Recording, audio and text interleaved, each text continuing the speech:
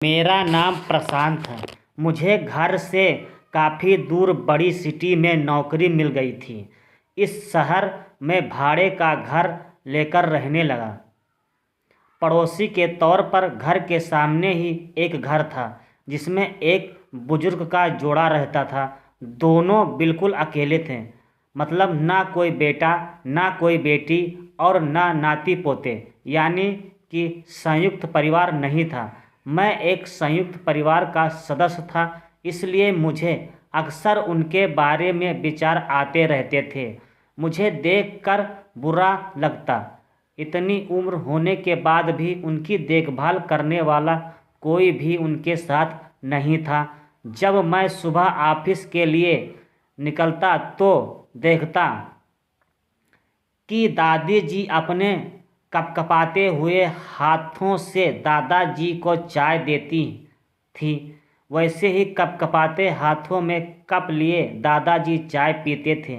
वहाँ पर रहते हुए कुछ दिन होने के बाद मुझे पता चला कि यह दोनों मिलजुल कर धीरे धीरे घर के सारे काम करते थे। कोई भी उनसे जाकर बात नहीं करता था। इतने दिनों में मैंने उनकी आवाज़ तक नहीं सुनी थी।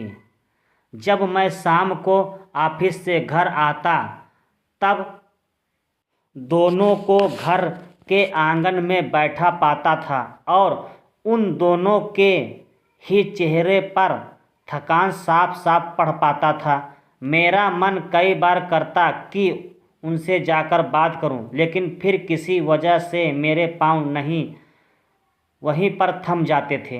मैं जब जब उन्हें देखता मुझे मेरे दादा दादी जी की बहुत याद आती और मैं घर पर फ़ोन लगाकर उनसे बात कर लिया करता। एक संडे जब मेरे ऑफिस में छुट्टी थी तो मैंने देखा दादी जी काम कर रही थी, लेकिन उन्हें रोज़ की अपेक्षा आज काम करने में ज़्यादा तकलीफ़ हो रही थी। मैंने उनके पास जाकर पूछा कि दादी जी, आपकी तबीयत तो ठीक है? मैं आपकी क्या मदद कर सकता हूँ? उन्होंने प्रतिक्रिया नहीं दी। मैंने दोबारा उनसे पूछा, बताइए दादी जी, मैं क्या करूँ आपके लिए? उन्होंने फिर भी कोई उत्तर नहीं दिया। मुझे काफ़ी आश्चर्य हुआ। कुछ मिनटों के बाद दादाजी वहाँ आ गए और वह भी कुछ नहीं बोले। मैंने ही बात को आगे बढ़ाते हुए कहा, मुझे लगता है कि दादाजी की तबीयत खराब है, इसलिए मैं यहाँ आया हूँ। मैं आपकी मदद करना चाहता हूँ। बताइए मैं कैसे आपकी मदद कर सकता हूँ? दादाजी इशारों से मुझसे बातें करने लगे। उन्होंने इशारों से मुझे बताया, दादी जी सुन और बोल नहीं सकती हैं। उन्होंने यह भी बताया कि वह खुद भी बोल नहीं सकते हैं, वह सुन सकते हैं, मेरी बात समझ सकते हैं। उन्होंने इशारों से दादी जी से कुछ कहा और दादी जी ने मेरी तरफ देखकर मेरे माथे पर हाथ फेरा। मैं उन दोनों की तरफ देखते ही रहा और ना जाने कब मेरे आँख से आंसू बहने लगे।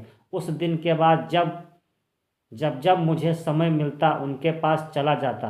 वह मुझ पर बहुत प्यार बरसाते। अब तो मुझे उनके इशारों की मीठी भाषा भी बहुत अच्छे से समझ में आने लगी थी। एक दिन मैंने दादाजी से पूछा कि वह अकेले क्यों रहते हैं, क्या उन्हें कोई औलाद नहीं है? दादाजी ने दादी को इशारे से समझाया कि मैंने उनसे क्या पूछा। फिर दोनों मेरा हाथ पकड़कर मुझे आंगन में ले गए और अपने आँखों के आंसू पोंछे और उंगली का इशारा करते हुए एक साइकिल मुझे दिखाई।